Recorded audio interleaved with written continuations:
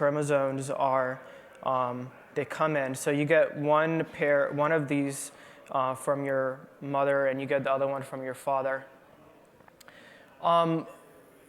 We organize these chromosomes based on data size. So the first pair is about 242 megabytes of uncompressed data.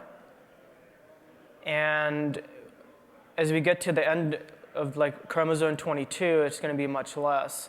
So 5 is about 178 megabytes. Chromosome 20, as we get towards the end, is about 61 megabytes. Another interesting, very recent discovery is that different races, different ethnicities have different amounts of base pairs. So an Asian person has about 3.3 billion base pairs. An African person has about 4 billion base pairs. There also seems to be actually more variance between the African genome than different ethnicities. This is kind of back to a little bit of high school biology. So males have an X and a Y chromosome. Females have 2 X chromosomes. So if you want to look at the data for that, a Y chromosome is about 60 megabytes, and the X chromosome is about 154 megabytes. And here's the amount of base pairs in each one of these. The X is about 5% of our total DNA.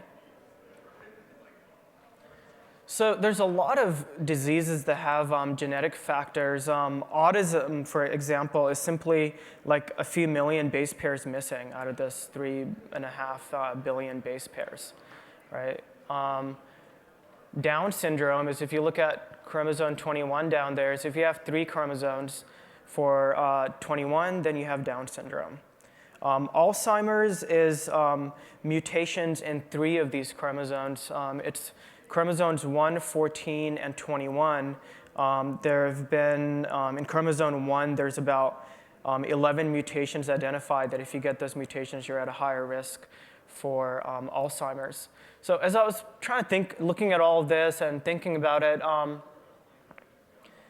I wanted to next kind of look at the chromosome count for different organisms to see if there's something interesting about humans. And here's this plant right here called an Adler's tongue fern is the organism that we know of with the most chromosomes. It's about 1,200 chromosomes. Elephants, about 56 chromosomes, 5.8 billion base pairs.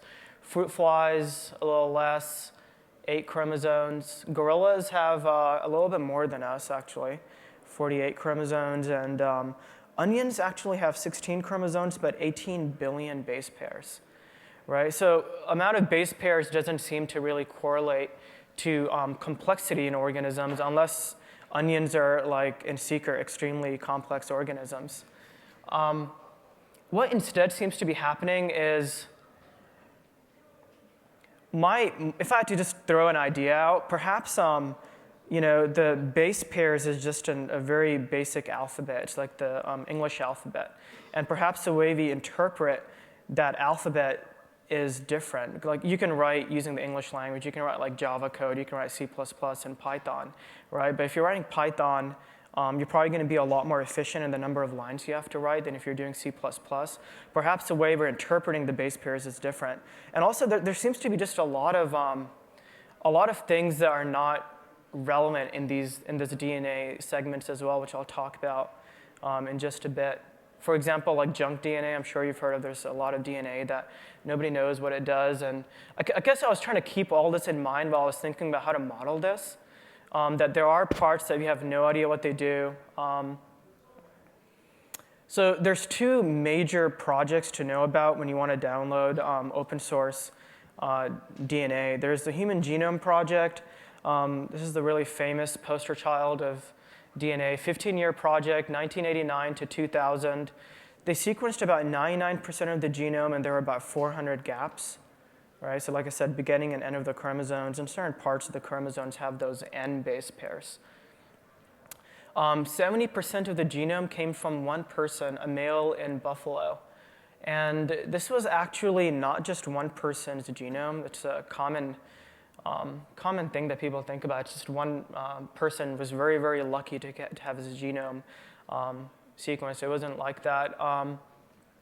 So it came from multiple people, cost about $3 billion. 1,000 Genomes project was the more interesting data set for me. Launched 2008.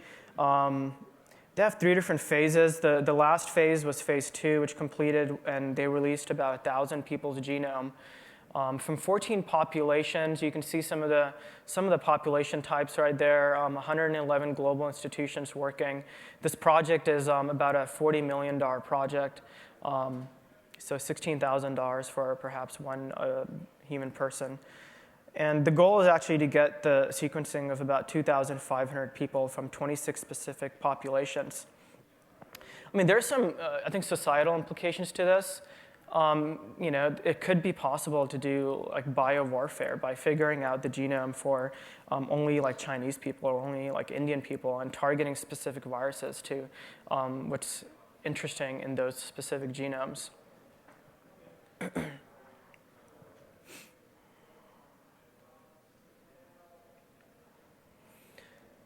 There's just the little red dots is where those 14 populations came from. You can download the 1,000 genomes data set from that link. By the way, this 1,000 genomes project is one of the most cited projects in all of biology. So in 2010, they published about 200 human genomes, and by 2011, they're one of the most cited papers in biology. So I guess what I'm trying to say is on the other side of computer science in the biology segment, this is kind of what's like spurring a lot of innovation and a lot of interest. You can download this paper at that link. This is the Human Genome Project.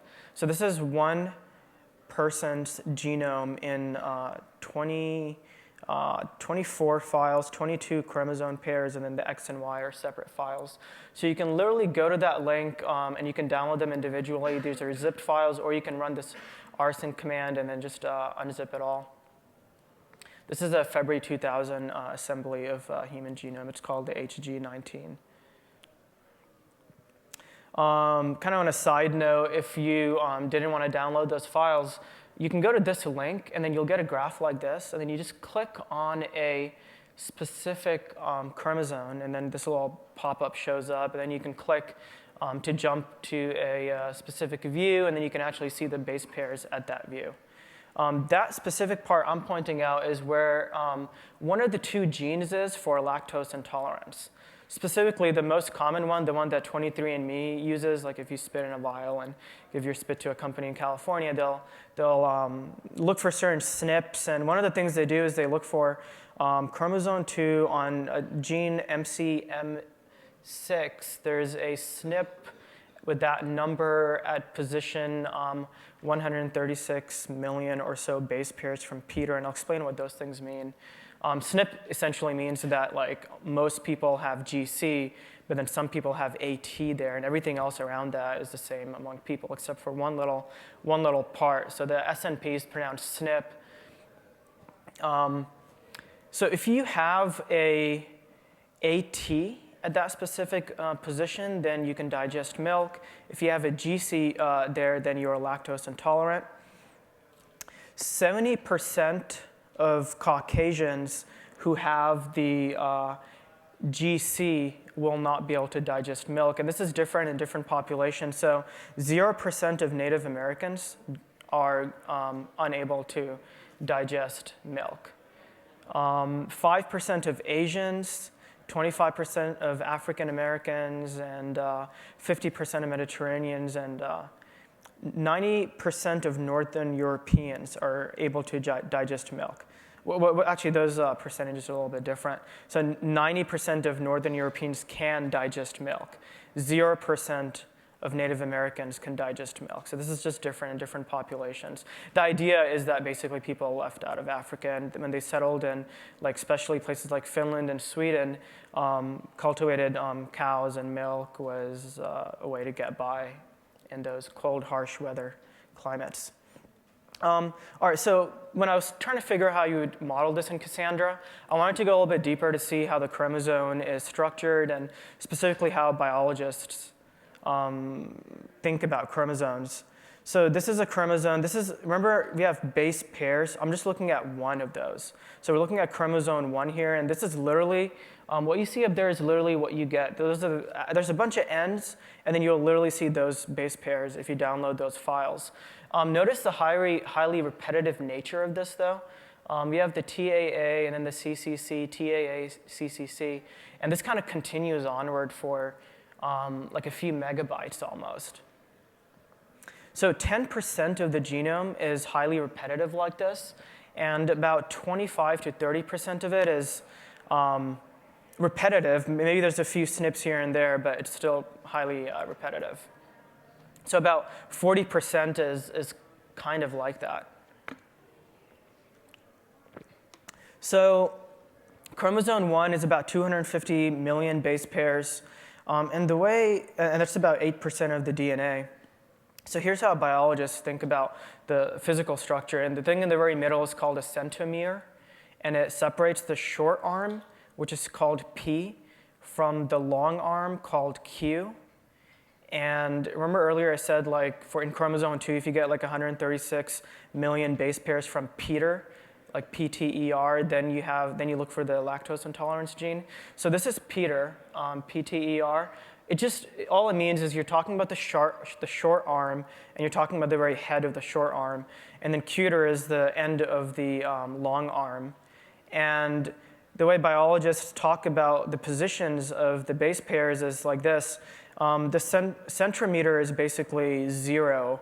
And then as you move away from there, you go towards Peter, you add, and you get to about 36. And on the other end, on the longer arm, you can go further.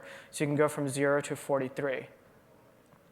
And here's an example of somebody talking about a specific region. 1 means chromosome 1, P means distance from Peter, and 36.32 is a specific location. So as you move towards the centrometer, you're talking about chromosome 1, P 31.1, and then on and so on and so forth. So here is, and there's about 4,000 known genes in chromosome 1. All right, so here's an attempt at modeling this in Cassandra. We have a compound row key and multiple column families. I made one column family for each chromosome. So we have chromosome 1, 2, 3, and then a bunch more, and then finally we have chromosome like X and Y. If you know the architecture of Cassandra, you'll know that each column family is essentially stored in a different set of files. So it makes it easy to query just specific things in chromosome 1. The way I did the keys is a compound key. So we have a partition key for human ID. And then the remaining keys like cell type and parent are the composite parts of the column. So we had 24 column families, which is 22 base pairs, and X and Y. So the reason I did this is, we have 2 different pairs here. So we have that, and we have another one. And you get one from the mom and one from the father. Those 2 are almost identical. If you align them on top of each other, that's where they're 98.5% identical. So if you do it this way, then these 2 columns will most likely be identical. So it'll be better for compression. So we'll go a little bit deeper into how this model works, but there's a little bit more I wanted to tell you about genes. But okay, so here's how we're storing them. So those 2 are the 2 different individual parts of the pair that we get for chromosome 1, chromosome 2. Now, X and Y are actually a specific use case, right? From the males have an X and a Y, and females have XX. So the very first 2 rows here come from a male. So we have a X and a Y. So we put only 1 row in each one of those column families. And then from the mother, we have nothing in the Y column family. And in the X column family will put actual data. So Cassandra's sparse data model lends pretty nicely to this, where we're not going to have nulls in Y. We're just going to literally have no data, so we're not going to take up any room on those files. And the reason I did compound row keys is because this is just a logical layout, like to help us understand what's going on. This is a physical layout on disk for Cassandra. So this is called a partition key, and from like a storage perspective, we take the partition key and then we put all of the data for that person in there. And these are kind of compound columns. So normal, mother, and then if we call, I'll give you more detail about what I named the columns later. For now, I'm just going to say column 1, 2, and so on and so forth. So for normal mother 1, that's where we're storing in there T, A, and TAG. So the reason this is nice is because we're going to store the entire mother chromosome together and then the father chromosome. So if you wanted to pull out just one of those copies of the chromosomes out of the base pairs, we can just basically essentially do a sequential read and pull this out, and then do a sequential read and pull this out. Plus, Cassandra is going to store both of these together, so if you wanted to pull something out for a specific human, we can do that as a sequential one disk seq and a long read for chromosome 1. And this is just talking about the partitioning. So we're doing a partition based on the human ID with the new Murmur 3 partitioner in 1.2. So since we're partitioning based on human ID, all of the data for this person will be sent to this machine where the range falls on that machine, and then all the data for D will go perhaps, all the data for the second person will perhaps go to range D. So we're essentially doing like a random hash, right? So like two people are going to be most likely on two completely different machines. So we're not really giving an ability to do a scan between humans, but between a specific human, we can do a scan. So one thing that biologists like to do, or bioinformatics people like to do, is compare normal cells to cancerous cells from a specific human. So, and they usually will not just do this. They'll usually get something like 10 different samples of pancreatic cancer cells. So we're going to have perhaps 20, 30, or 40 different rows for a specific person, but they'll all be stored together. So the analysis that we want to do and that information that we want to pull out will all come out together.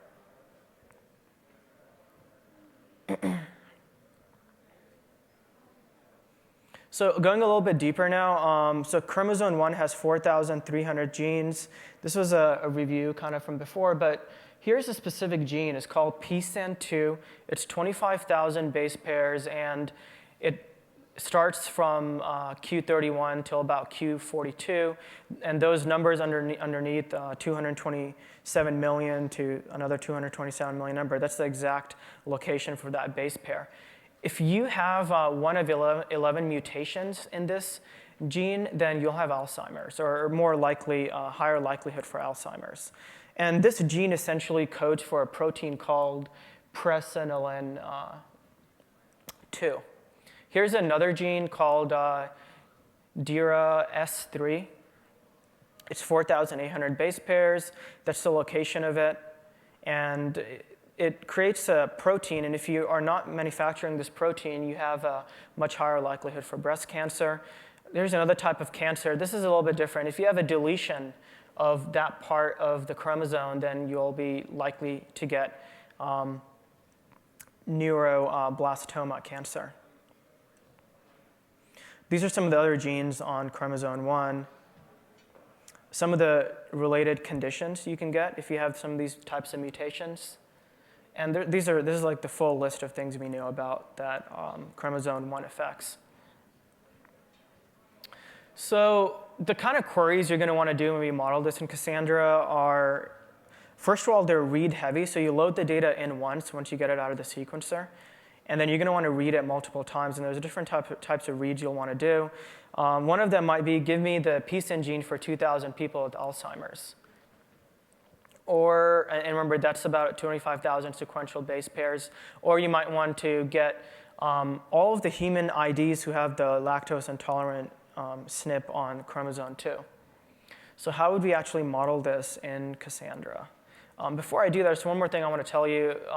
Translation is the conversion of DNA base pairs into amino acids, which eventually become proteins.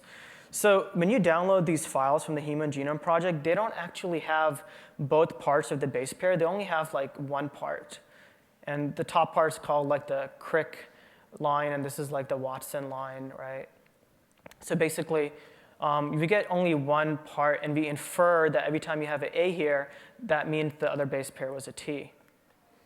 And then you convert these things are called codons. It's just three of these base pairs. Actually, 3 nucleotides. Each one of these, this A is like a nucleotide, basically. So this codes for this amino acid. This GGG codes for glycine, and so on and so forth. Some of them code for the stop of the protein, and that's essentially the protein. The way you do the conversion is there's 20 different types of protein. So you'd first, remember in the very beginning, we were trying to convert ATT to isoleucine. So if you have A can be one of these 4. And then the second base pair we had was T. So now we've kind of narrowed it down to these 2. And then the last base pair we had with T was T as well. So we've identified that as being ATT. It's a pretty simple conversion to go from the codon to the amino acid. So a little bit deeper at the data model now. I'm just looking at chromosome 1. And remember, this was the centromere. So now I'm basically calling the columns within the column family the same thing that biologists were calling them, like 0, 1, chromosome 1, Q0, for example, is one of the columns.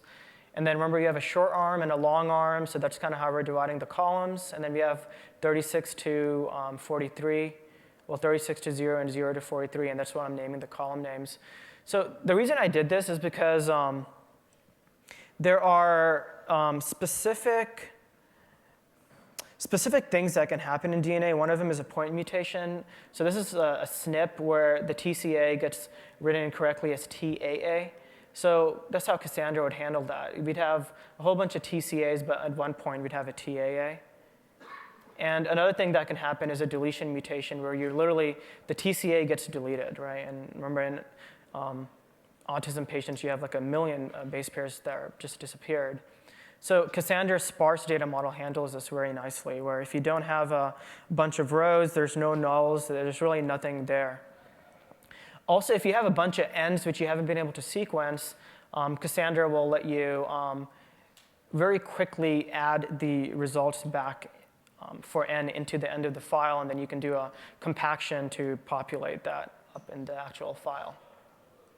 The last thing that can happen in DNA is an insertion mutation. So over here, where you see the blue X between these 2 codons, we've added TCC. So Cassandra will just basically have a column that will mostly be empty except for the few people who have that insertion there. This up here was just saying that since we're going to have about 41 million columns here, we have 125 million base pairs in one of these segments, divided by 3 because we're storing it in codons, so we have about 41 million columns. There's very few databases that let you store that much. Let's see, and I'm just saying here that compression is a great idea for this column, or for a lot of these columns, because we're 98.5% identical. So we're probably going to get huge reductions in data and much faster reads by turning compression on. And we can turn on secondary indexes for a few of these columns as well. You should generally turn on secondary indexes not when you have 1 million rows and just one difference. You want to turn it on for when you have perhaps a lot of differences, so maybe like 20 or 30% of the SNP is identified. So if you have basically everything is TCA except for one specific thing, it might not be the best use of secondary indexes. But if you did want to study a specific SNP on certain codons, you could add secondary indexes to those specific columns. And then to get all the people with a specific SNP, you can run a CQL query like that, select human ID from this column family where that column equals the SNP, the TAA. Another query that you might want to do is give me the gene, X gene for 2 people. And let's just say the X gene is just these 2 columns sequentially. So you could do a select for those 2 columns where human ID is the 2 people that you're looking for. So I thought it'd be interesting to try to figure out how much data, how many rows and how much data would be required for the entire US population. So we're talking about 314 million people. Remember, 41 million columns in this chromosome, 9 million columns in that Y chromosome. So about 125 megabytes of data in 1 row for chromosome 1. 3 billion columns in general for that human, right? So it's across both of those base pairs. So about 1.5 gigabytes of data for each row.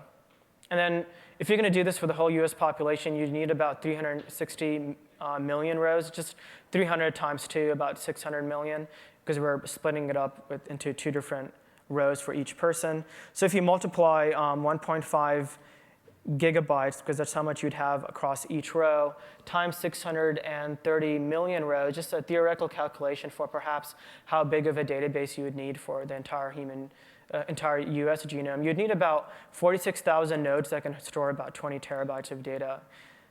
It's impossible right now, so I guess we can rest assured that no company out there is going to do anything like this, but we're kind of close here, right? Like right now, only in October 2012, we got about 1,000 genomes. So that is only about 3 terabytes of data, with replication maybe 6 terabytes, right? I think in the next few years, we're going to start pushing closer and closer to that limit. So a specific healthcare company that has 20 million US citizens as its customer is perhaps going to want to store about 20 million genomes in one database. And there's really nothing out there that can do this. And I think this is a technology that's going to really, really push. This is like the use case for big data to some extent, where their use case doesn't even match what our technology can do just yet. I have a few more slides. We're almost finished. Cost per human genome sequencing has been dropping, and actually it's hard to tell what's going on. This is a linear scale, so I'm just going up in 20 million increments here. So in 2001, it cost about $100 million for one genome, and right now it's hard to see, so I converted to a logarithmic scale. So now we're going up in 10x increments. And this is Moore's law, by the way. This is like the cost of CPU and storage dropping. And you can see that this is when next generation sequencing was invented. And this is super logarithmic scale now. So very soon, we're going to be flooded with more DNA than we can handle in any specific system. I mean, this is essentially going to push, I think, our NoSQL, like HBase and Cassandra databases to try to achieve far more than what they're capable of right now. And another thing is that I think by putting data in a database where you can just pull out only these 100 billion base pairs and these 100 billion base pairs, we might have a better luck at trying to figure out what the 98% of non-coding DNA is. So only about 2% of DNA actually codes for genes. And right now, what people are essentially doing is putting these large FASTA files, these GZIP files, into something like HDFS, and then they're running these analyses to try to figure out where the genes are. So that's essentially the main thing they're doing. There's very little work happening in trying to figure out what's happening in the non-coding regions. And interesting statistic is that 8% of the human DNA is viruses embedded in our DNA from millions and millions of years ago. So there are specific mammal families, entire species of mammals that all have the same relic of a virus from like 100 million years ago. There's about 98,000 fragments of viruses, and this is a pretty new development as well. This is like a few years ago we started discovering these viruses. If you want to actually download the entire HIV-1 virus, you can go to that link, and you'll literally see the base pairs for it. And when I was doing my work in this little research project, if you are interested in doing something like this, I highly recommend going with Ubuntu or CentOS or Red Hat. In order to install BioPython, you have to have dependencies like NumPy and SciPy. And the apt-get install was just it was basically harmless and painless in Ubuntu. But in CentOS, you have to do a lot of manual stuff to make these things work. Even the BioPython install is not trivial. To get started, this is a stack I would highly recommend. Python is like the new go-to language for bioinformatics. So. And that's really all I have. I hope you learned a few interesting things about DNA. This little picture up there is a specific amoeba called Polychaos dubium. It has 620 billion base pairs. It's 200 times the size of the human base pair. So I don't know, it's interesting. I think by modeling this type of data and using our background in machine learning and statistics, we might have a much better luck at trying to figuring out that non-coding part of the DNA. I think that then perhaps people with just really deep molecular biology backgrounds. So I think by modeling something Cassandra this way, we can pull data out in random parts and do more interesting analysis than just the batch analysis that people are traditionally doing with DNA. And that's really it. Oh, by the way, there's a new Cassandra definitive guide that me and a few co-authors here are working on, late 2013. So look for that book towards Strata or so, October of this year. Yep.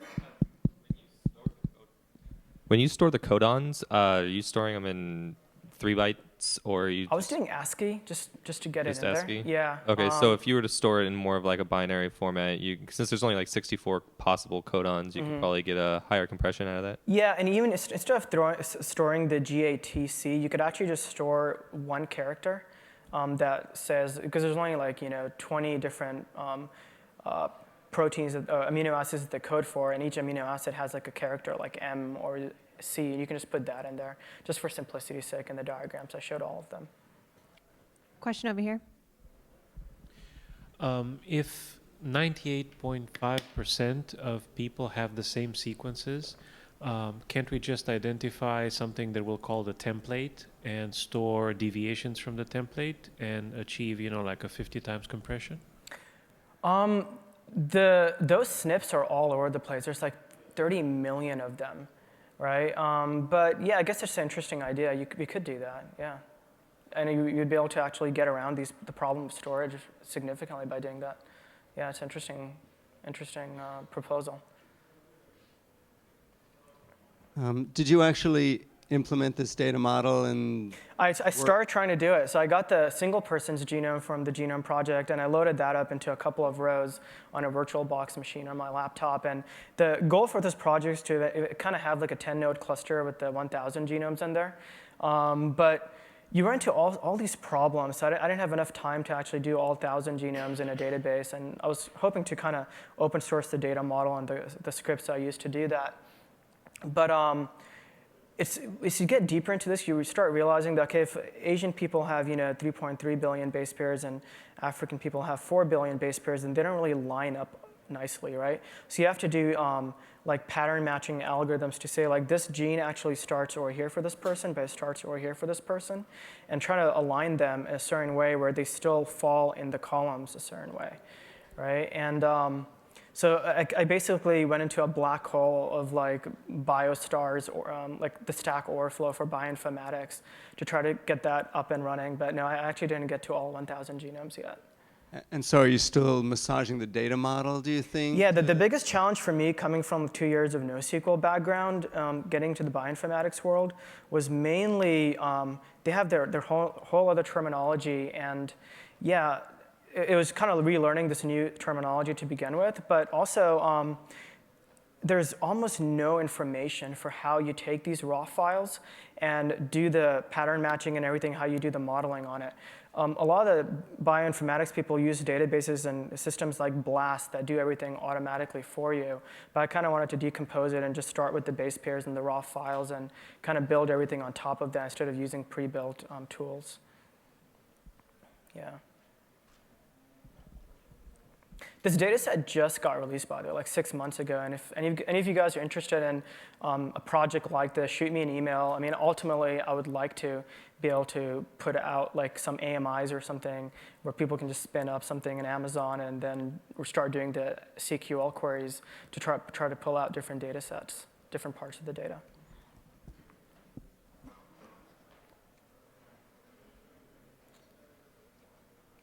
All right, well, I hope you enjoyed the talk. Feel free to download it. I teach freelance classes on Hadoop and Cassandra, so if you're interested in that as well, let me know. And I'll see you guys around. Thanks.